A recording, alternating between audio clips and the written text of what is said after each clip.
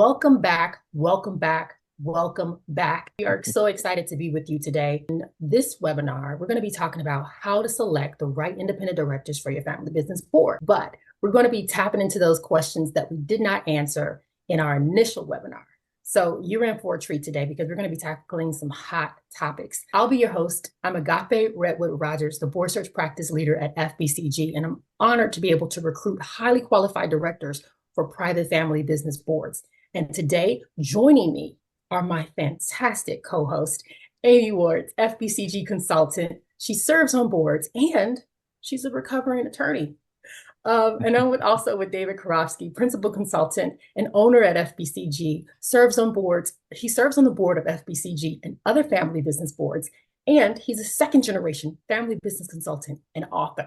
Welcome, Amy and David. Are you guys ready to tackle these hot topics? Yeah, let's do it. Let's tee it up.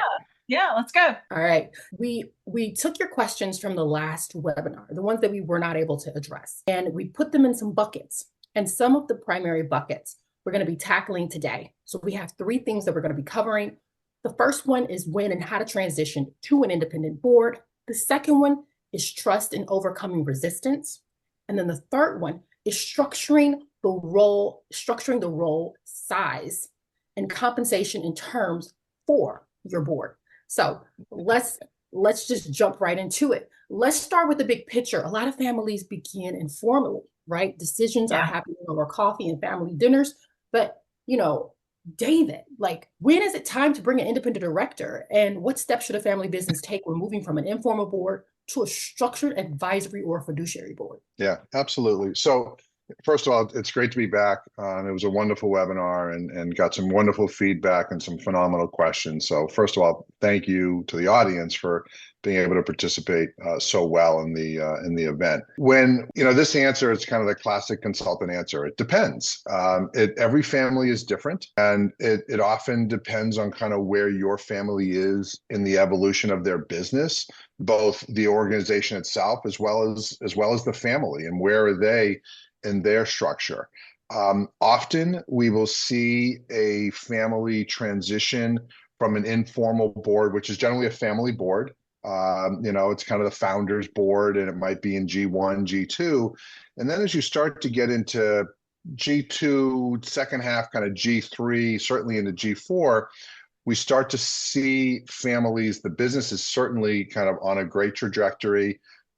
It's achieving a lot of results. It's had substantial growth. It's even had some professionalization and structure within the organization. Family is growing, and possibly the ownership group is becoming more complex.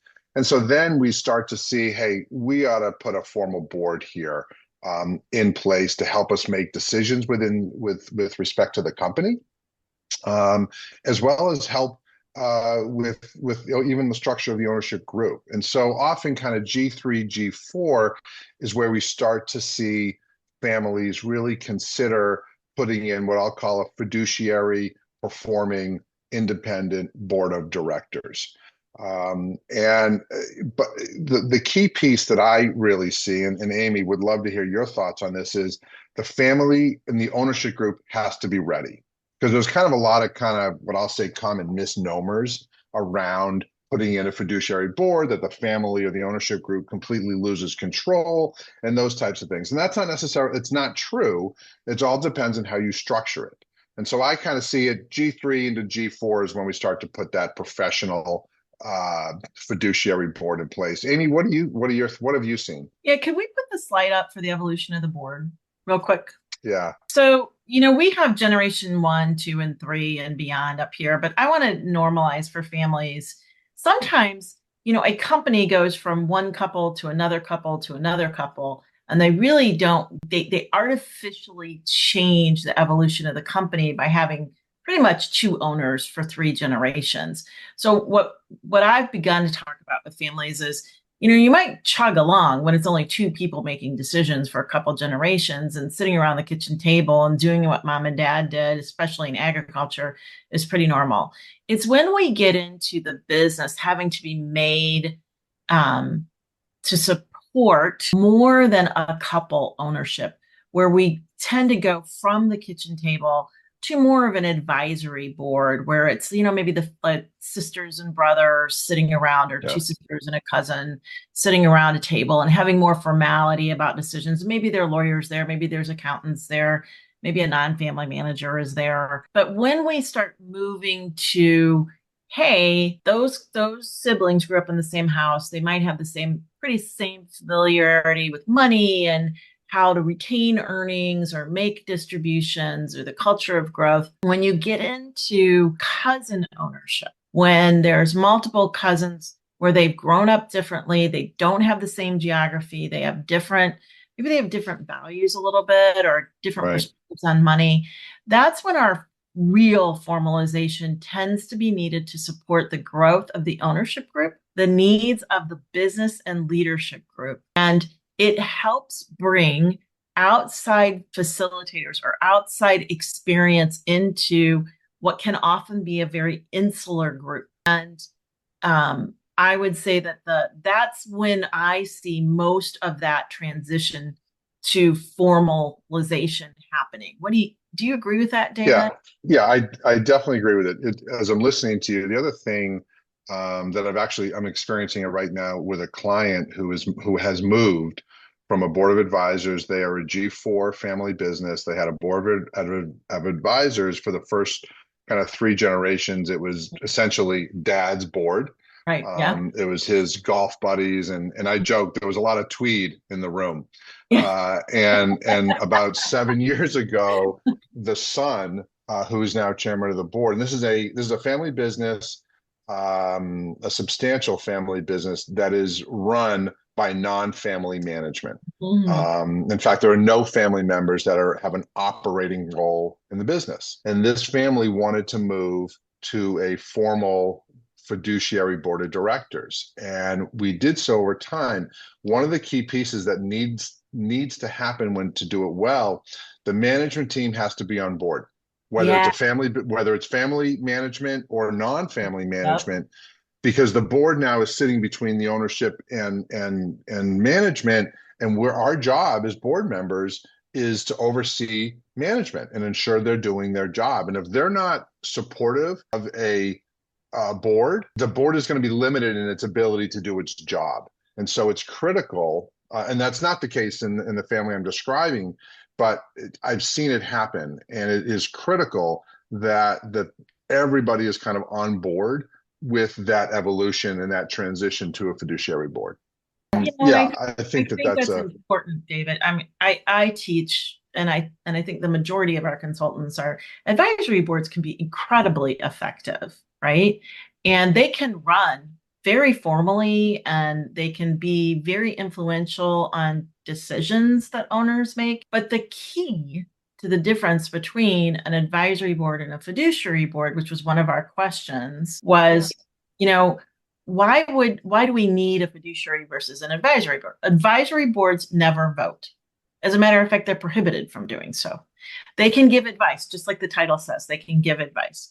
But a fiduciary board has fiduciary responsibility to every shareholder of the company, and they have liability. And when you get into a situation like David was describing, where you're moving to non-family leaders, and maybe there's a couple of family members working, but they're not in the C-suite, right? And they're not in that high-level area and holding those people accountable, you must have a board, in my opinion. I know that people will argue with me about this till the day is long, but I feel very strongly that at that point in time, to protect the family wealth and create right support and leadership for that leading group, the leaders, the C-suite, a board can be very essential to doing it right.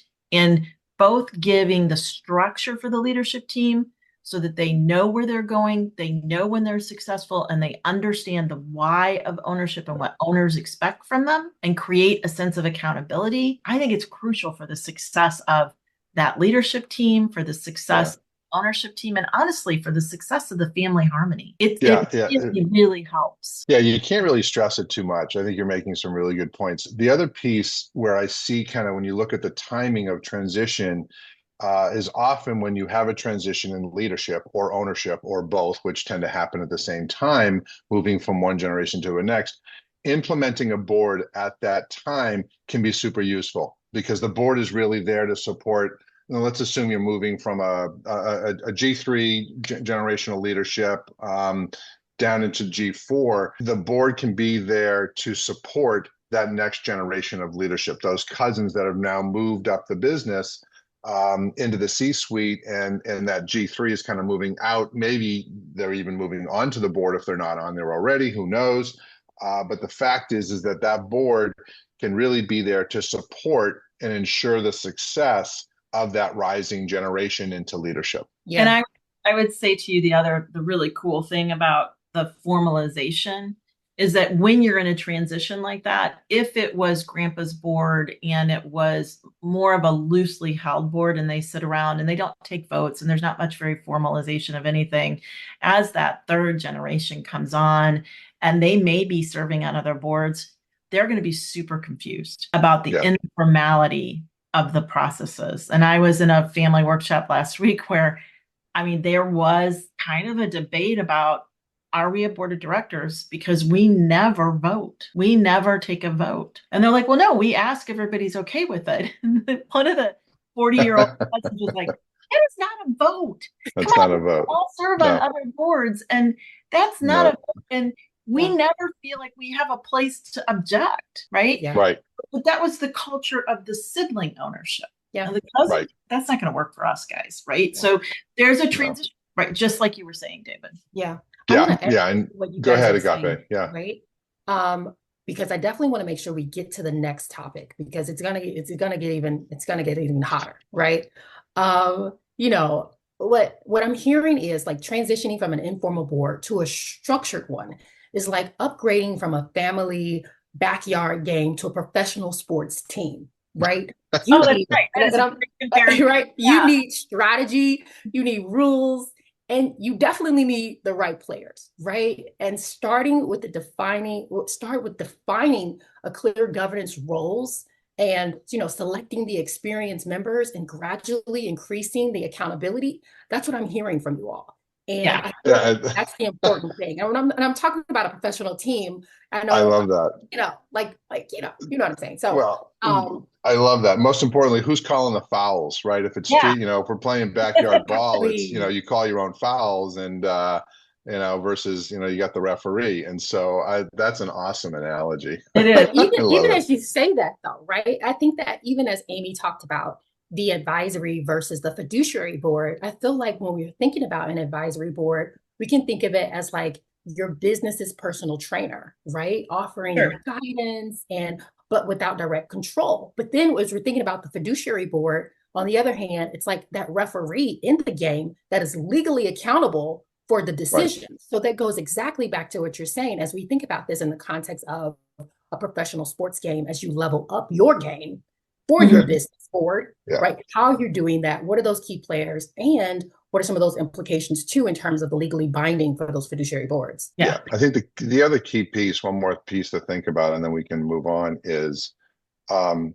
really thinking of this board of directors as a strategic board, right? This is not it's an operating board, but we're not operating in the business. As an independent, I'm not coming in and making day-to-day decisions, right? I'm thinking about big picture, strategic, long-term decisions. And the more that a board can evolve from that family board to that advisory board into the directors, they're going to get more and more strategic. And overall, that can help drive the longer term success of the organization. Yeah, 100% agree with that. Yeah. All right. I think we're looking at David. I think you're going to, you're looking at trust and overcoming resistance, right? Exactly. So a couple of other questions that came in were, and Amy, I'll just target you and then I'll jump in as well, as you move into that independent board, how do independents begin to gain trust with the family owners and family leadership over time? Like, what does that relationship look like that you've seen? So I personally have experienced it as a board member and placing independents on a board. Yeah. And I talk about that first year serving on a board being your time to bond within the structure of the board, learn what the board is about, how do they conduct their meetings, what's the culture of that board like, but also forming trusted relationship with the owners and the leadership team and peers on the board. And so that takes time. So when I help structure a board, I suggest, at least for the first year, that we have dinner the night before the meeting, that everybody comes in and that we sit and break bread and just talk about whatever. Talk about our kids, talk about what's going on in your life. And talk, like when the owners hear the directors talk about their own businesses, their own struggles in what they're doing or what they've accomplished within their career, it builds confidence in their credibility of advice. The other thing is that when you get to sit and break bread with someone, it breaks down walls. Yeah. Just the truth of the matter. When I did a lot of collaborative law, I served food at every meeting because it builds trust to sit and eat with someone. It's absolutely. Biblical. It's just biblical. I mean, it is what it is, right? Like, it's from the beginning of time. That's what people did. And so I would say that's, a one hint. The other thing is, I encourage my leaders and my owners to pick up the phone between meetings and ask for help. Yeah, I mean, that's what they're there for. Doing the same. And that builds trust as well. Yeah. The other, a couple of great points. The other piece is, I love the breaking bread concept because it puts people on an equal playing field. The board can often be seen as this, they're on this pedestal, right? They're these people, or they're, particularly if it's dad's board, right? It's like these and these people that are above you, and that is absolutely not the case. They put their pants on just like everybody else. Yeah. And to sit across the table and have a dinner or whatever it might be and just talk about kids and life and family and whatever, maybe not politics, but something. But the fact is, it makes them human, and that's what they are. They're as human as everybody else. That's one piece. One of the things I have seen with a family I've been working with for a number of years is every single year the board meets with the shareholder group. So the entire shareholder group, it's about 35 or so shareholders. It's a large shareholder group, but they do an annual retreat every summer. And so what they plan around is they plan it around one of the board meetings. And after the board meeting, the board then meets with all the shareholders and they have dinner and they casual talk. One year, a couple of years ago, it was a brilliant idea by one of the family members. We did a speed dating with the board members. And so the board members kind of sat at different tables and the different shareholders rotated around and just had a 5-minute conversation with the board members. And we did about 2 hours of it and rotated around, and they got a chance to have kind of a quick one-on-one conversation with the board. So again, it makes them human. It brings it down and puts people on a level playing field. And that's one of the best ways to build trust. And not just trust, but confidence and relatability. Yeah. So those pieces. So the question is, go ahead, Agape. Oh, I'm sorry. I wanted to add another part of gaining trust is avoid taking sides in family conflicts, right? Right. Because it's so easy. It's so easy, right, to want to lean in on one side versus the other. But I feel like, especially as independent directors, understanding you're staying neutral and confidential and maintaining confidentiality in your situations with family members is so important. And one of the things that come to my mind is this quote by Stephen Covey: "Trust is the glue of life," right? And it is the most essential ingredient in effective communication. And it's the foundational principles that hold all relationships, right? So when we're thinking about respect, when we're thinking about maintaining, staying neutral, I think that those are also ways to definitely earn the trust. Yeah. And it is earned. It is a bi-directional earning of something, just like respect. Great points. So now one of the other questions that came up along this same similar theme was, often when you're moving and you've got this evolution of the board, you may see some resistance by some family members, and some want to do it and some don't. So Amy, what are some of the things that you've seen? How do families overcome that resistance when trying to establish a formal board and incorporating independent directors? Because sometimes I don't want them at my table. They don't know my business. Who are they? I've been running this company for 20 years. They don't know anything about my company.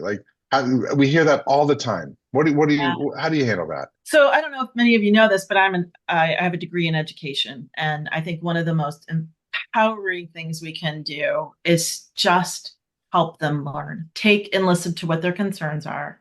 We have a plethora of articles, we have resources and videos, and we have owners that will talk to owners.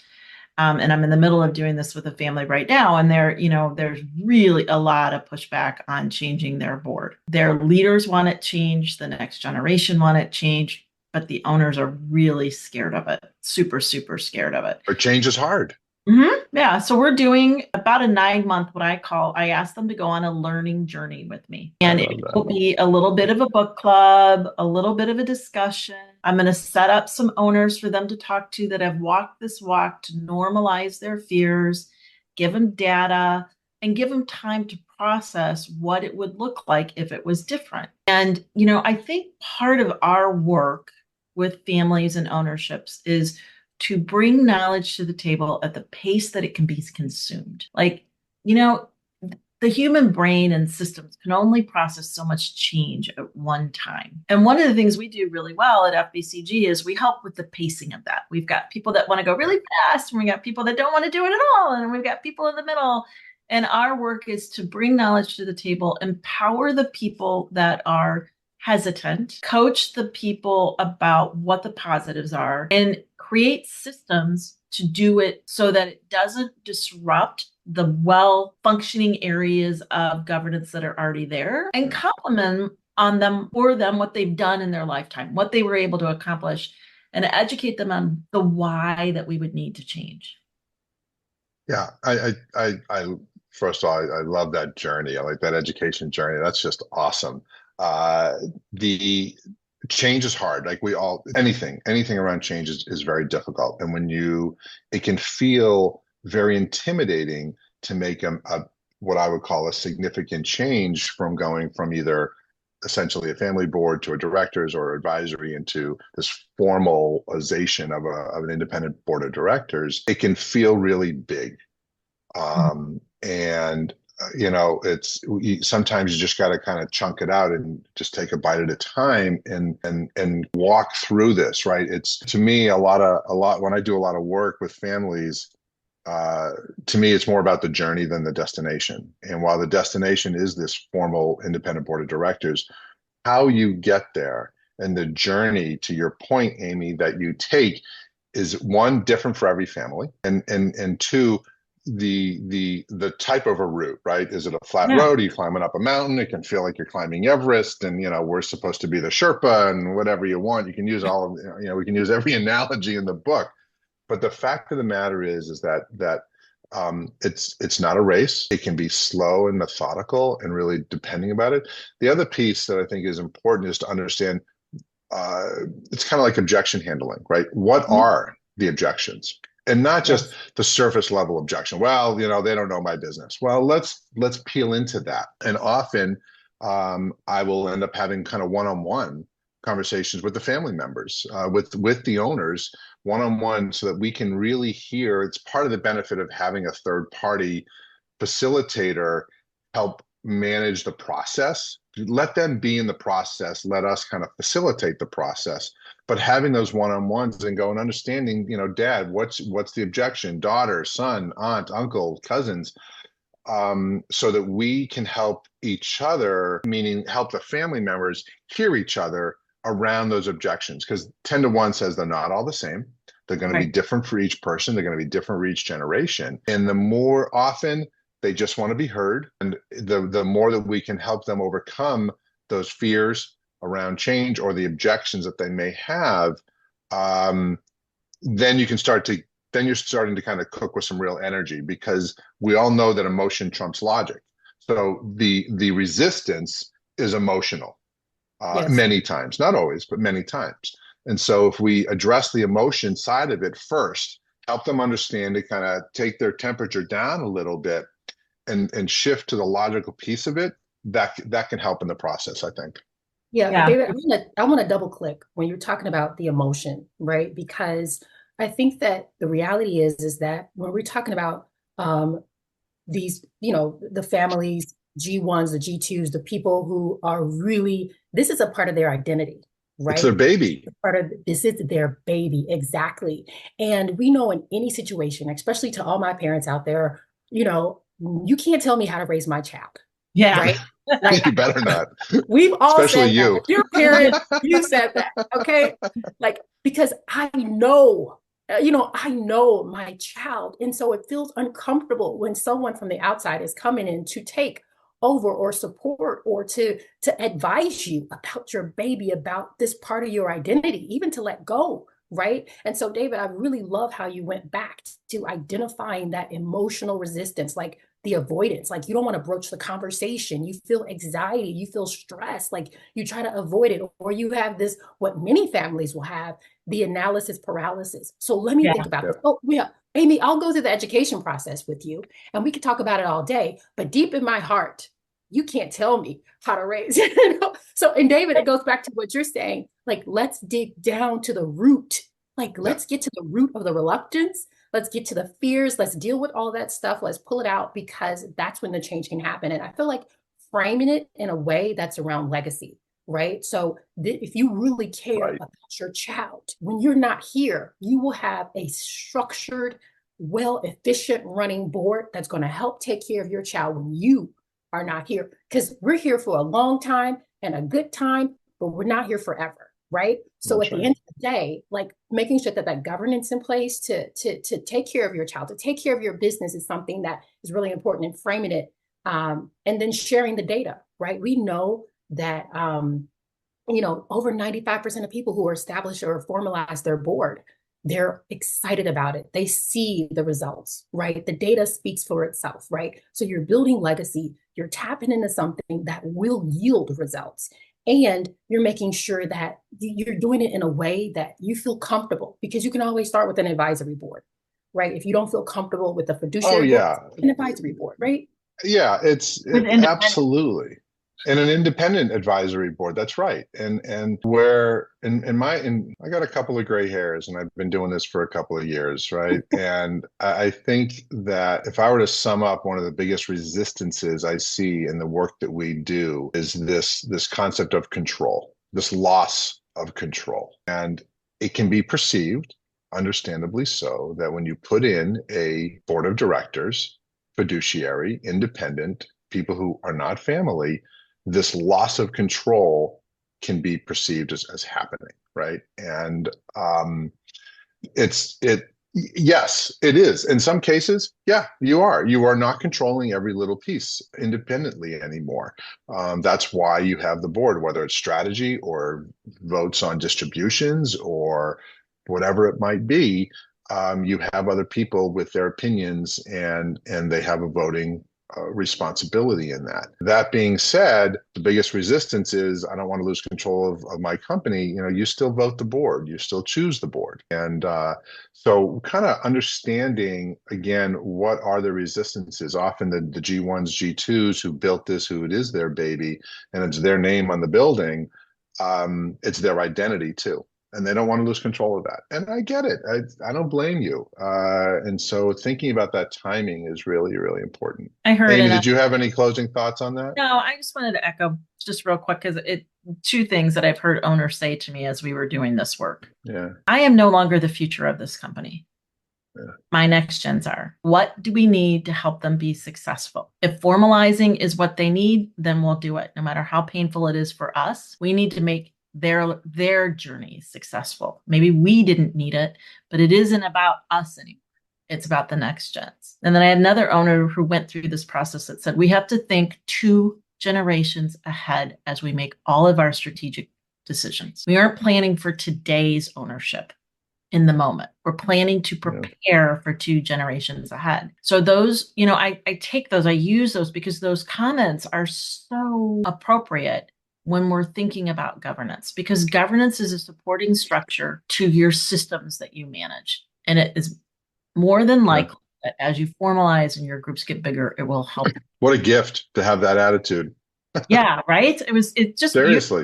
It really is beautiful. Yeah. Gift. Love it. Love it. So some of the things that I also hear in the work that we do in transitioning into that slide where we get into more formalization and structure, what's the right size for a family business board? And like, how long do people sit on it? And who makes those decisions? Kind of like putting some detail into the idea. So, okay, yeah, we're all on board for formalizing, but how big should it be? And how long do people stick around? I mean, I talked to people that have been on family boards for 30 plus years. Yeah. Like, That seems a little long. Like, how are you independent at all anymore? Are you not part of the family at this point? Right. Right. So you guys want to kick in on that? Yeah, absolutely. So is when you're going through that board evolution, to your point, there will come a time where you really want to not just formalize the board, but formalize the process. Okay.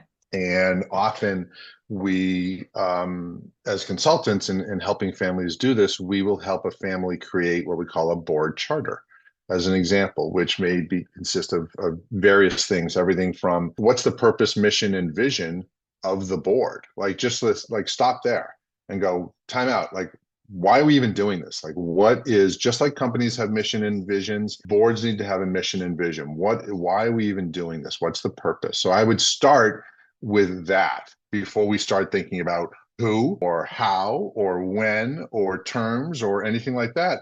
Like, why are we even doing this?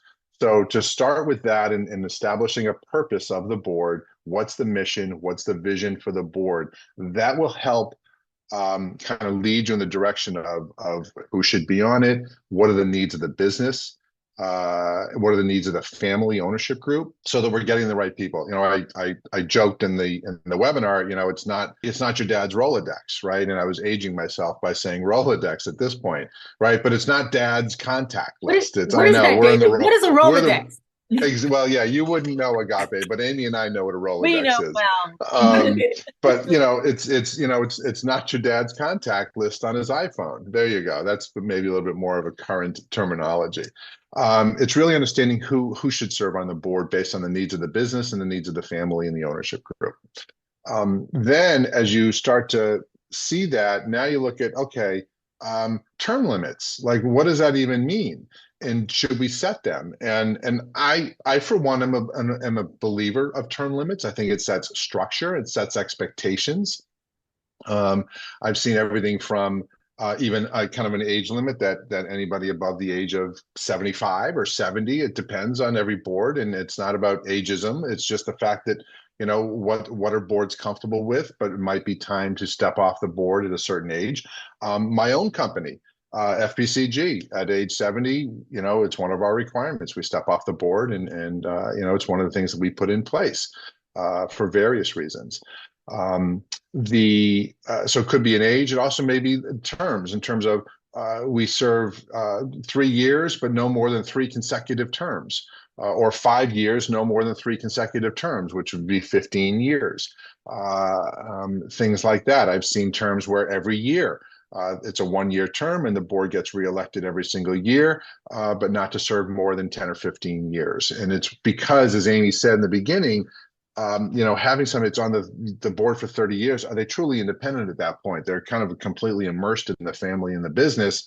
Do they have that outside perspective or kind of new energy? And so thinking about term limits, I think is a good thing. And that goes for both family members and independents. It's not just for the independents that are sitting on a board, but you may want to term out family members and give other family members who are qualified a chance to also serve and sit on that board, particularly when you're in generational transitions.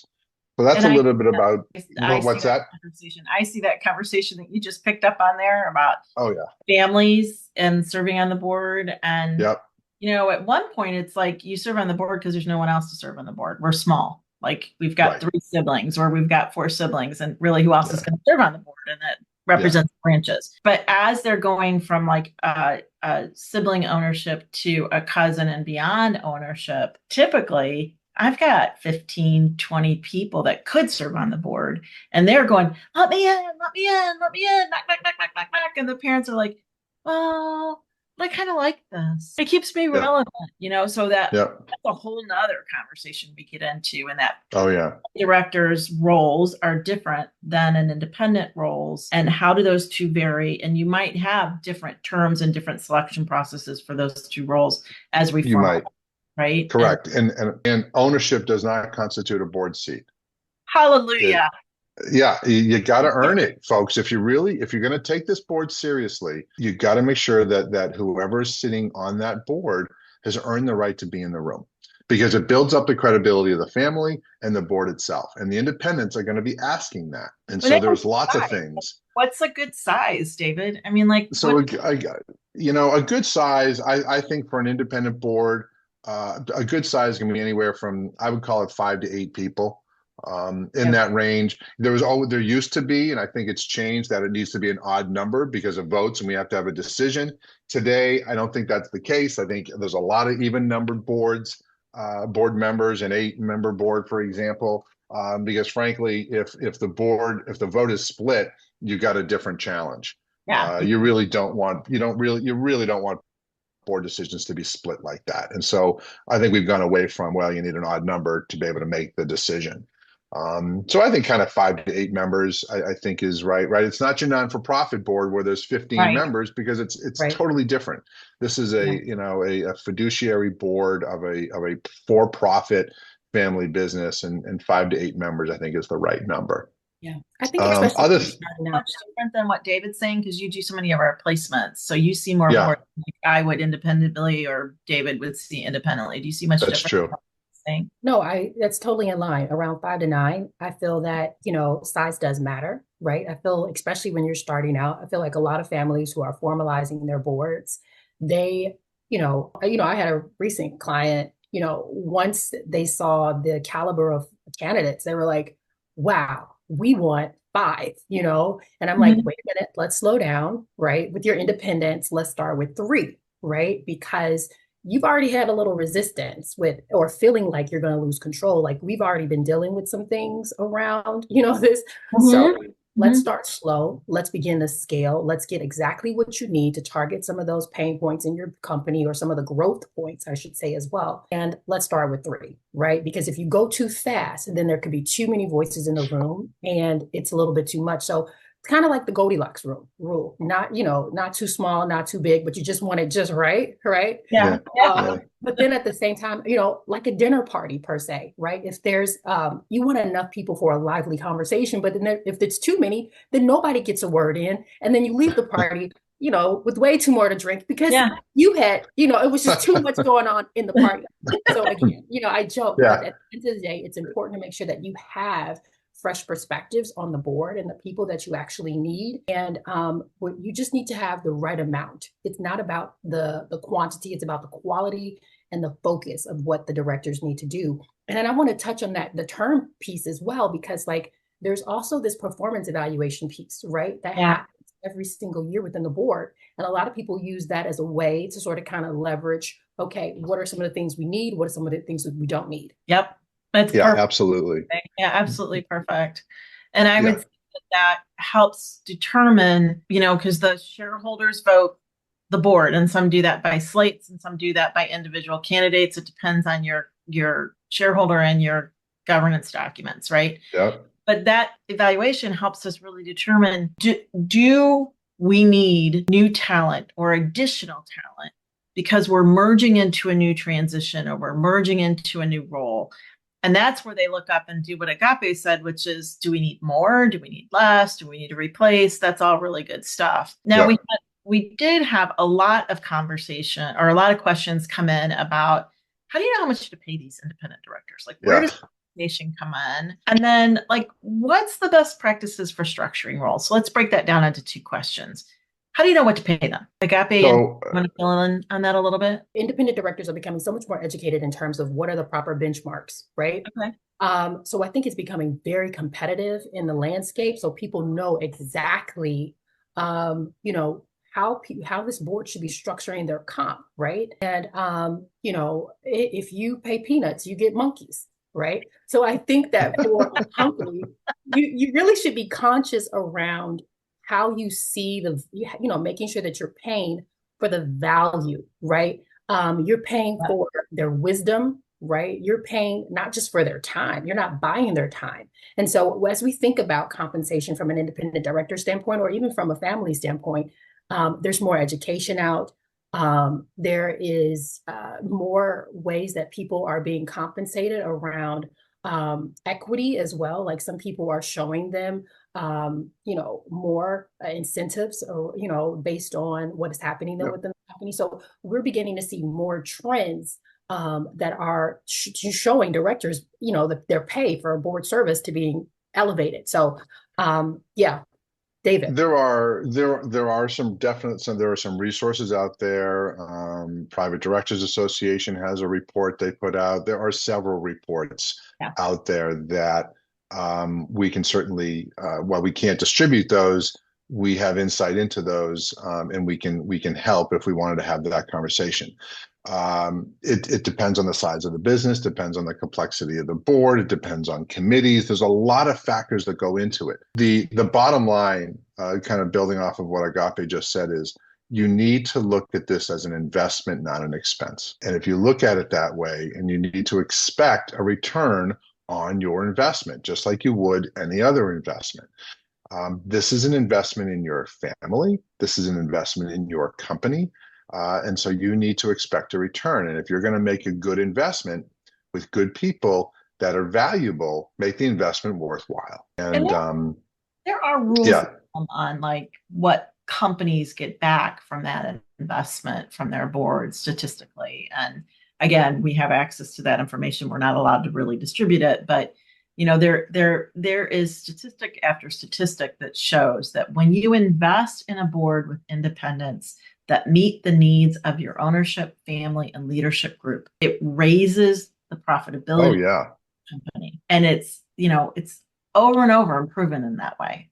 Oh yeah. So no question. Yeah, just don't forget that. So what are some of the Yeah. best practices for structuring the role of our independent directors? So I think, we talked a little bit about this in the webinar, and I think the understanding the role of an independent is first understanding what are the needs of what are the needs of the business. Yeah. And then finding the right individuals. An easy example is if you're trying to grow through acquisition, having an independent person who has good M&A, merger and acquisition experience can be helpful. Or if you're looking to grow internationally, somebody who has international business experience, in terms of being able to sit on the board. So those kinds of roles. When you sit within the board itself, there may be certain roles that an independent fill. Sometimes they may be the chair of the board, sometimes not. It depends. Again, what each family feels comfortable doing. They also may sit on certain committees. You may have a nominating committee. You may have a finance and comp committee. You may have an audit committee. Again, it depends on how formal you want to get. And you don't need to start with any committees. Just kind of ease yourself into it as to what feels right. Key is that every board member, family and family and independent, needs to feel that they have an equal seat at that table and an equal voice at that table. And that is the most important, in my opinion, thing that you can do to have a successful board. That every voice is equally warranted and heard, and that it's the family doesn't. And an independent board of directors, folks, the family doesn't have any more voice than the independents. And we need to have kind of equalization around that. And that's what's really scary for them, isn't it, Agape? They get like, what do you mean we don't have more voice than the independents? That's that fear factor. But I can tell you this. When we work with families that are either creating a board or evolving their board, we don't just say this is how you do it and disappear. One of the things that is really important as we're helping our family ownership and our leaders that are family members or non-family leaders is to say to them, we will walk with you until you've decided you've got this accomplished. Many of my families keep me around to run or to help facilitate and coach the first year meetings, especially after a big evolution. Now, some families, it's one meeting or two meetings. I've had a family that didn't do it at all, but then they called me back because they were a little confused for just some like dial a friend kind of help, right?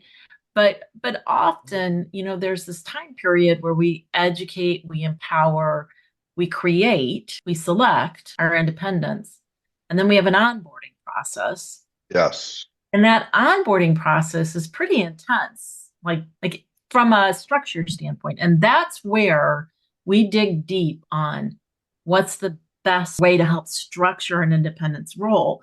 It's to define it first. Show them a map of where they fit. Why are they selected? Where do they lean into? Help the leadership understand what a healthy relationship between a board and them are, and that these people aren't there to whip them with an ugly stick. They're there to help them be successful in their roles. And for some, it's the first time the CEO will have a formal review. And if you have been the CEO, family CEO of a company and worked there 30 years and no one's ever given you a review, that is like, what the heck? It can feel very intimidating. Right? Yeah. But, if it's done in a coaching way, done to empower, not punish and shame, it's a beautiful thing. Yeah, really good points here. I'll give a quick example. I'm working with a family now. They are a fourth generation family business. They've had an independent board for quite some time, and they're going through a generational transition right now of leadership. And dad is passing the business. They've been able to consolidate the business. We call it trimming the family tree, so to speak, where dad is essentially passing leadership down to his two children, a son and a daughter. And it's really been dad's board. And so one of the things they're asking me to do as part of this transition process is evaluate the current state of the board. So they're already an independent board. And so we're not just talking about building and getting to, you can have an existing independent board and apply all the things that we're talking about today to that board, because sometimes it just needs that refresh. And so part of that work is I'm gonna do an assessment of the board. I'm gonna interview all of the independents on the board and everybody on the board and understand what are the needs of the board today, because there may be a refresh. We know a few people are kind of aging off the board in the next couple of years, and so who do we bring on?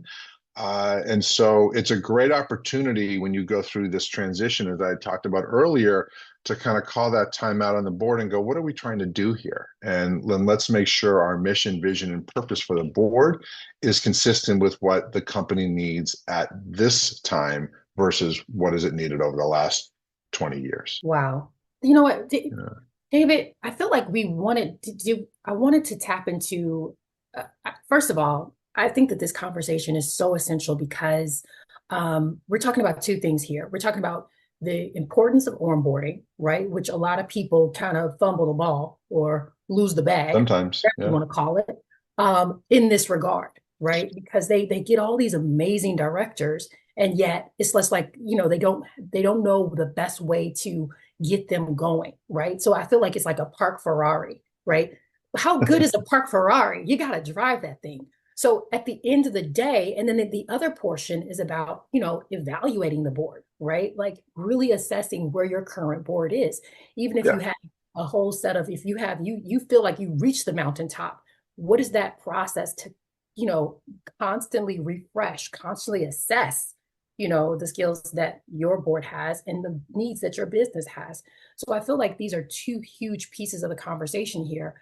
But I just wanted to lean in on and double click on the fact that, what Amy said, there has to be some real intentionality and support and strategy around making these things come to life, right? Oh yeah. And if you miss this part, you can get the best of the best, but if you miss this part, then you could really miss a lot. Well, you can, and I think having the right expertise there to help guide that process for you.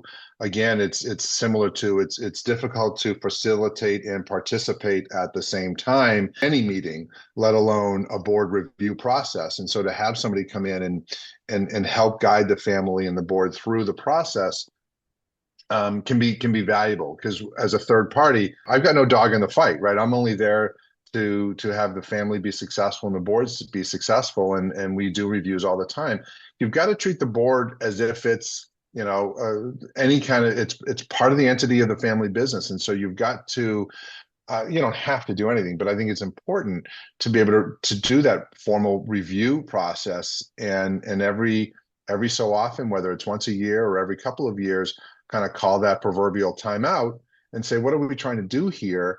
to make sure we're doing the right things, right? We're running 100 miles an hour in a company. And just like in sports, right, we've kind of been using this analogy all along, professional teams call timeout because they're going so fast, and all of a sudden they got to go, whoa, whoa, whoa, we got to reset here. We're seeing things happen in real time. So let's call a timeout and make sure we can adjust. Boards are the same thing. Call a timeout, readjust, and ask yourself, are we doing the right things today to best serve the company? And don't forget, we have that responsibility to our shareholder group. David, you mentioned something about the Aztec calendar, right? The Aztec calendar is a way for us to look at the year of basically a board, and how do you plan your year, and there are basically themes around the calendar. There's a financial theme, there's a committee theme, and there's a strategy theme. This particular calendar looks like it's having 6 meetings a year. Many boards have 4, so you can adjust it accordingly. But you really want to go into each meeting with a specific objective and specific themes. It's not just kind of going into it and talking about how did the business do last quarter, right? That's a rear view mirror mindset. I always try to have a windshield mindset, looking forward, looking through that windshield. We need to reflect on how we're performing for a little bit, but then be able to shift and go, what does our past tell us about our future? And be able to look out that windshield and use this calendar to build some themes around different conversations that you want to have, whether it's from a financial perspective on projections or budgeting or first half or second half results, to a committee theme around performance and evaluation of our goals, compensation, maybe even doing an audit. And then from a strategic perspective, looking at biz dev, looking at our business units, the corporation overall, our people strategy, what's our strategic plan as we get to the end of the year and we're starting to look to the following year. So this is a great tool, and just simply reach out to us and we can get it to you. But it's a really nice tool to be able to understand, how should I structure my board year? Hey, we just want to talk to our audience for a moment about the fact that, working inside of a board, no matter whether you're just starting a board or you have a very evolved, completely independent board, that there are times where it runs very, very smoothly and it functions really well. But there are times when things are changing, families changing, leadership's changing. Someone died on the board. That happened to me. A board member died suddenly. We had to go back and recruit. And it was a very hard thing because the board was very bonded. And losing that person felt terrible, right? And then having to replace them was tough. But what we want to say to you all is, like, for every board that's running like a well-oiled machine, there are many boards that are stuttering and need to be oiled, and they need to have some work done on them. I mean, Agape and David, do you want to add anything to this? Yeah, I think you're raising a really good point. There are going to be times, just like with our lives, that we lose our way. Yeah. And sometimes boards lose their way, and that is an okay thing, right? The board is not about perfection. And when the key piece is that when you do lose your way, you recognize that is actually happening. You call it out, and it's not about a judgment of any one individual or the board itself, but you go, whoa, whoa, whoa, time out here. We are not performing in the best interest of the shareholder group, in the best interest of the organization. We need to reset here and understand what's going on. And it happens in every single board, period, end of statement.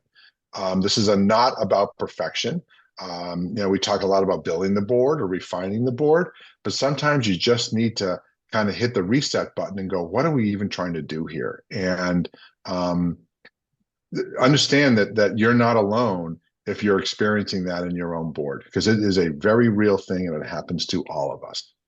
And I've seen it, non-family CEOs call me sometimes and say, Amy, oh my gosh, it is so toxic. How do I help? How do I do this differently? What can I do differently to make this better? And sometimes one person can really impact it, but it's typically a system thing, and it needs neutrality to reset and recalibrate. Sometimes the internal system participants don't have that neutral voice that can help do the restart. And that's where we can help. One of the things that I serve on a family board, we do a retreat every couple of years, and we're doing a retreat this year. And it's not a retreat about the business. It's not a retreat about strategy. It's a retreat about the board, period. We are going to work on the board. We're having a third-party facilitator come in and help us, because it shouldn't. I'm on the board. I'm not the consultant, and so I'm really looking forward to it. It's going to be 2 days of really good work, and what comes out of that is kind of a renewed energy back to what we're supposed to be doing as a board. And we all need that. And so we didn't really talk about retreats a lot, but I'm a big fan of it. I think every couple of years, the board should go on a retreat and really talk about what are we trying to do here and how do we best do that. So if you're sitting in that right now, you're not alone. It's really normal. It happens a lot. And if it didn't happen, David and I wouldn't have jobs, quite frankly. So, no, you're not alone. Know that it's normal. Know that transitions, and it's okay to stop and pause and recalibrate and make that machine. Yeah. It's not a good feeling to have, this system, right? The governance system that doesn't work, that's broken, that is toxic, that's causing you more of a headache than a help. And so, I'm so glad that, we're having this conversation and we're bringing this to the forefront, because the reality is so many people are struggling in silence because, they feel like maybe this is maybe this is where I'm supposed to be, or maybe this is a part of it. No, if you're struggling, seek out help, and it should be effective and powerful. It should be a powerful tool, a wonderful tool that's constantly being evolved, right? Trust your gut. If you have a board meeting tomorrow and you're dreading it, that's information for you. Seriously, don't resist it. That's information for you. If you're dreading your board meeting, you got to say, whoa, what's going on here? And embrace that, even though it's difficult, embrace that and really question what's going on, and go into that meeting with an abundance of curiosity as to how we can be doing things different. Exactly. What a wonderful statement. Abundance of curiosity and how we can do things different is a great ending line. Thank you so much. Appreciate that. Thanks, everybody.